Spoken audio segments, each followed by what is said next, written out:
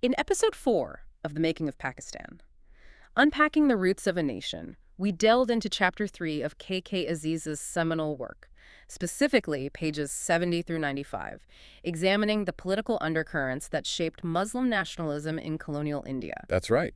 In our previous deep dives, we looked at the idea, its birth and development. But now, using these pages from Aziz, we're really focusing on the political stuff. How did this idea actually become a powerful force on the ground? Adding the flesh to the bones, so to speak. Exactly. We're talking about the dynamics, the relationships, the fears, the strategies that Aziz highlights. Okay, so let's dig in. Aziz starts with something, well, maybe surprising to some listeners today: Muslim loyalty to the British. He says this was crucial, especially post-1857. Absolutely crucial. Aziz really emphasizes this. For the Muslim minority, feeling vulnerable after the mutiny, loyalty wasn't just an option. It was framed as the only path to, well, salvation, politically speaking. And Sayyid Ahmad Khan is the key figure here. He's central, yes. Sayyid Ahmad Khan really articulated this. He believed aligning with the British was the safest bet. And Aziz points out, he even used religious arguments. Religious arguments for loyalty to the British. Yeah, suggesting Islam was closer to Christianity than Hinduism. The monotheism connection versus polytheism. Plus, shared social ideas maybe, like brotherhood, hating the caste system. Interesting. Did the British buy that? Well, Aziz notes some British writers, like Sir William Baker, seem to echo this view of religious or social closeness, which of course helped Sayyid Ahmad's case and maybe tilted the British a bit towards favoring Muslims at times. So it had real political resonance. Definitely. And Aziz argues this loyalty push really ramped up after the Indian National Congress was founded in 1885. Why then specifically? Because Muslims got worried. If Congress claimed to speak for all Indians and democracy was coming, they feared the Hindu majority would dominate. So demonstrating loyalty to the British seemed like a way to secure their position as a minority. Right, seeking guarantees from the current rulers. Does Aziz give examples of this loyalty in action? Oh, yes. The Hindu unrest period, 1905 to 1911, around the Bengal partition, Aziz says Muslims actively supported the government then, and it was noticed. He mentions the Times in London writing in 1906, basically saying it would be foolish to alienate these loyal Muslims.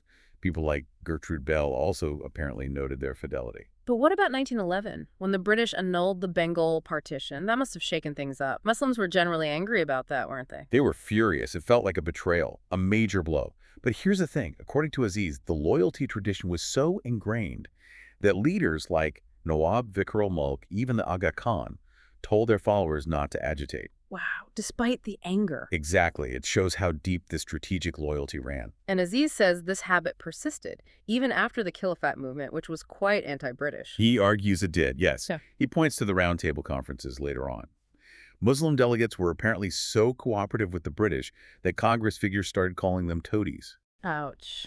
And there's this really striking example from 1931, Maulana Shaukat Ali. A former Khilafat leader, right. Very anti-British during that time. The very same.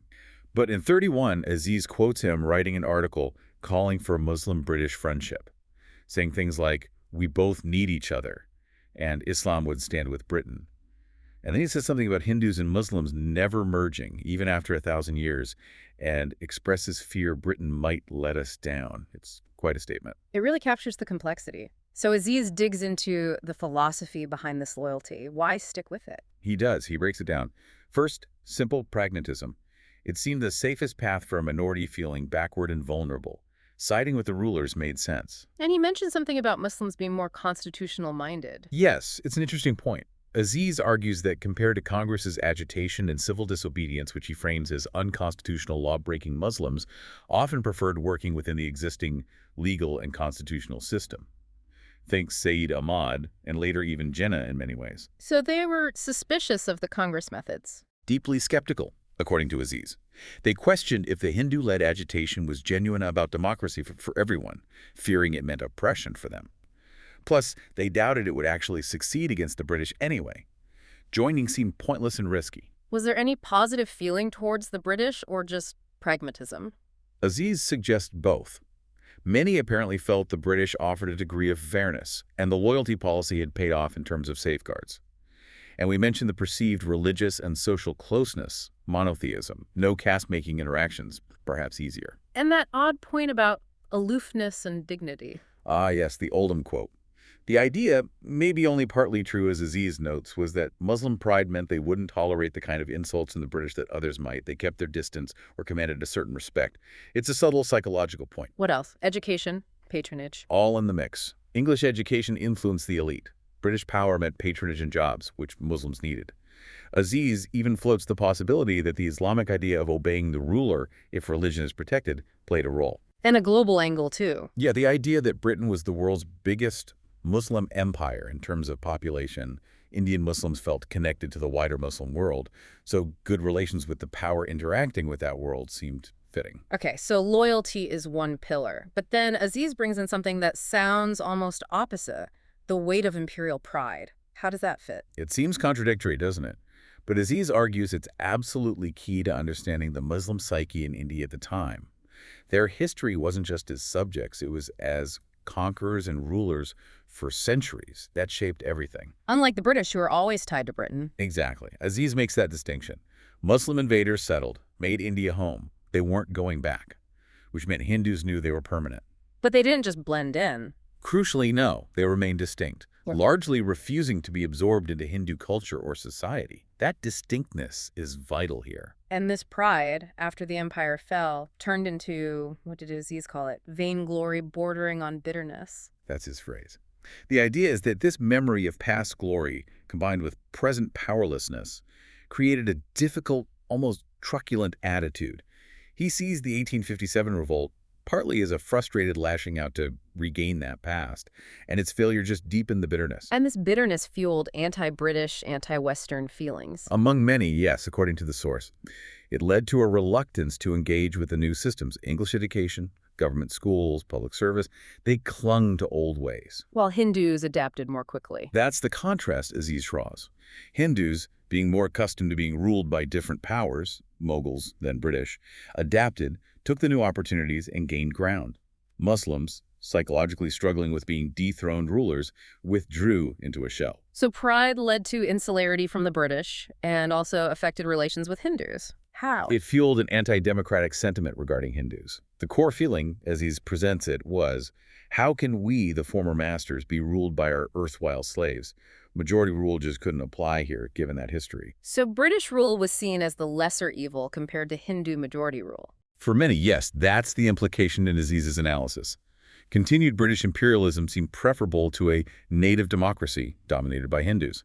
And this thinking, Aziz argues, logically led towards separate nationalism. If democracy is coming, and we can't accept Hindu majority rule, then India isn't one nation, it's a collection of nations. And Muslims are one of them, deserving their own space, even if it meant a poorer Muslim state rather than being a minority in a richer Hindu-dominated India. And pride also reinforced the refusal to assimilate.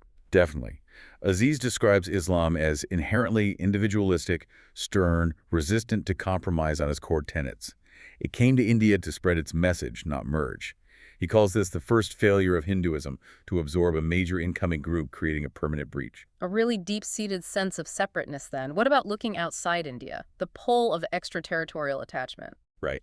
Even though they had made India home, Aziz says Muslims maintained strong ties, cultural, religious, historical to the broader Islamic world, Persia, Turkey, the Arab world. It was a source of pride, especially when their power in India had declined. And this wasn't just cultural, it was political. Very much so. The fate of the Ottoman Empire, for instance, was a huge factor in Indian Muslim politics for decades. European moves against other Muslim states directly impacted how Indian Muslims viewed Britain. The primary link being religion. Yes, religion was the glue. Having lost their own empire, Aziz suggests they got vicarious satisfaction from the existence of other Muslim powers. Every setback for a Muslim state felt personal. And the Khilafat movement is the big example. It's the prime example of this external concern driving internal Indian politics. Protesting the Ottoman Empire's dismemberment, defending the Caliphate, united Indian Muslims led to that temporary alliance with Congress against the British, and even, Aziz argues, forced Britain to change treaties. And he contrasts this with Hindus again. He does. Hindu identity, history, religion, it's all rooted in India. Yeah. No divided loyalties, no deriving confidence from foreign states, no clashing with British foreign policy over, say, Turkey. Did this external focus cause friction? Aziz mentions it sometimes fed Hindu suspicion, the unfounded fear, he says, that northern Muslims might team up with Afghans to create a new Muslim empire. Whether real or not, that suspicion damaged relations. So this strong feeling for the global Muslim community was another wedge, another reason for alienation from Hindus within India. Okay, so we have loyalty, pride, external ties. Now, Aziz turns the focus onto Indian nationalism itself, and he makes a pretty controversial claim, doesn't he, that it was fundamentally Hindu. He argues very strongly that in its origins and development, Indian nationalism had a deep, undeniable Hindu core. What's his evidence for that claim? He points to several things. The Maratha Empire as a kind of Hindu revival against Muslims, early political groups with Hindu-linked names, the cow protection movement as explicitly anti-Muslim, leaders like Lala Lajpat Rai using the Afghan invasion scare, even Swadeshi, the boycott movement, he characterizes as essentially Hindu in concept and practice. What about key nationalist thinkers? Bankim Chandra Chatterjee is a major example for Aziz, seen as a father of Indian nationalism, but Aziz says his writings were often anti-Muslim, treating Hindu and Indian as synonyms, depicting Muslims as alien oppressors. Nationalism built on that foundation, Aziz argues, inevitably scared Muslims. The Bengal partition agitation comes up again here, too. Yes, but focusing on its religious character. Aziz highlights leaders suggesting Hindu rituals like puja during political rallies. Even if Muslims were invited, it was for an Islamic sermon, followed by Swadeshi preaching, keeping things separate. He quotes Nirad Chaudhuri, a Hindu observer, saying it felt like a Hindu revival. And Tilak, B.G. Tilak. Aziz portrays Tilak as deliberately injecting Hindu orthodoxy into nationalism, glorifying Shivaji, who killed a Muslim general, starting anti-cow killing groups, calling to kick out both British and Muslims. Potent stuff for mobilizing Hindus, Aziz concedes, but totally alienating for Muslims. Other examples. He mentions revolutionary groups using the Gita, taking oaths with swords and scriptures, quotes Valentine Shirel about Hindus boycotting Muslim shops to stir trouble. And the song Bande Mataram. That's a huge one for Aziz.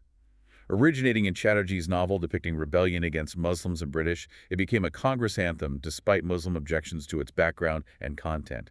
Singing it at official meetings felt like rubbing salt in the wound, confirming the Hindu nature of the movement for many Muslims. Was this just a Muslim perception, or did others see it? Aziz insists others saw it too. He quotes impartial observers, like Lord Meston, a former governor, calling Congress the political organ of Orthodox Hinduism, aiming for a Hindu India. How does Gandhi fit into this analysis? Aziz argues that Gandhi, despite his message of unity, deeply rooted his political vision in Hindu culture and spirituality. Concepts like Swaraj, based on Hindu philosophy, the goal of Ramraj, a Hindu golden age. These terms, while powerful for many Indians, resonated specifically within a Hindu framework. Aziz even notes internal Congress resistance to some social reforms Gandhi pushed, showing the strength of orthodoxy. Did Hindu writers acknowledge this? Aziz cites several, Panikkar, Topa, Hertz, who apparently admitted Hinduism was the bedrock, that the movement was religionized, treated almost like a philosophy, with Hinduism as the symbol of Indian nationality. So Aziz's conclusion is pretty stark. Very direct. A nationalism so steeped in Hindu identity, he argues, just couldn't appeal to most Muslims. Yes, some joined Congress, but there are few, and other allied Muslim groups, like Red Shirts, remained separate, sharing only the independence goal, not the underlying philosophy. The Muslim masses, he contends, remained unconvinced. Okay, given that view of nationalism, how does Aziz say Congress actually dealt with Muslims, the Muslim problem, as he puts it? He breaks their approach down into three modes: toleration, discrimination, and coercion, and argues they failed badly on the first and resorted to the other two. How do they fail on toleration? Aziz says Congress essentially rejected toleration. They denied the problem existed, blamed the British, underestimated Muslim feelings. They didn't accept Muslims as a distinct community with legitimate fears or needs requiring special consideration. And discrimination, when did that happen? He points specifically to the period when Congress ministries were in power in the provinces, 1937-39. He gives examples. Pushing Hindi over Urdu, starting sessions with Bande Matam, alleged incidents like making Muslim students worship Gandhi's portrait, and the Warda education scheme seen as promoting Hindu culture. And coercion. Simply using their majority power in legislatures to push through policies Muslims opposed, ignoring Muslim voices, basically ruling by sheer numbers where they could. So the Muslim reaction to all this? Fear. Deepening fear. Fear of exactly this kind of discrimination and coercion becoming permanent in a united, independent India under Hindu majority rule. Aziz argues this fear was the single biggest driver behind the demand for Pakistan. That quote seems relevant, where there is no trust. There is no cooperation. Yeah. Where there is no cooperation, there is no national spirit. Aziz uses it to highlight the complete breakdown. And he puts the responsibility squarely on Congress. In this analysis, yes. He argues Congress's failure to acknowledge or accommodate Muslim distinctiveness, their attempts to deny or suppress it, actively created militant Muslim nationalism and pushed them towards separation. He suggests genuine toleration might have changed things. It sounds like he sees this rift as incredibly deep, not just politics. Exactly. His next section is on the deep-seated Hindu-Muslim rift. He argues this wasn't new or superficial, it was fundamental, universal. He suggests the British, Pax Britannica, were the only thing really holding them together peacefully in one system. He gives some pretty stark examples of this alienation. He does. Muslims in Ludhiana petitioning for British officials instead of Hindus. That archway inscription, "For God's sake, save us from the rule of our fellow countrymen." It's powerful stuff. Really drives home the lack of trust. And he quotes outsiders, too. Ramsay MacDonald saying nationalism was shot through with Hinduism. No Muslim in its holy of holies. An American visitor talking of deathless antagonism, saying British rule persisted because of disunity, that India as a nation was a shadowy dream. Even Congress leaders acknowledged it privately. Aziz cites G.K. Gokhale telling Wilfred Scullin Blunt back in 1908 that Muslims were against Congress, united, and a real obstacle to a single Indian nation. Some say the problem only really flared up late in the game. Aziz counters that. He says that ignores the history of Muslims as rulers. The antagonism was always there, maybe suppressed, but it burst out when they lost power and faced being ruled themselves. And the move towards democracy made it worse. Paradoxically, yes. Aziz argues the closer self-government seemed, the more the communities drifted apart. Democracy meant hope for the majority, fear for the minority. Hindu talk of Swaraj, based on Hindu ideals, amplified Muslim fears that independence meant Hindu dominance. The roundtable conferences must have shown this clearly. Crystal clear, according to Aziz. They could agree on wanting independence, but absolutely nothing else about how India should be governed. He quotes the Manchester Guardian on their dual role, nationalist in theory, communal rivals in practice, and Lord Birkenhead saying conferences couldn't bridge the unbridgeable. Did Congress itself ever implicitly admit this separateness? Aziz thinks so. He points to the Congress Constitution setting a quota 1/5 Muslims on its committee. Why have a quota, he asks, unless you implicitly accept they're a distinct group needing separate representation. He also mentions the 1946 Congress history, admitting unity was still just a dream. And he claims this division persists even outside India. Briefly, yes. He mentions Indian communities abroad, South Africa, UK, US, often still organizing along separate Hindu and Muslim lines. Which brings us to that huge question. Who actually represented the Muslims? Congress always claimed the League didn't. That was the standard Congress line, yes.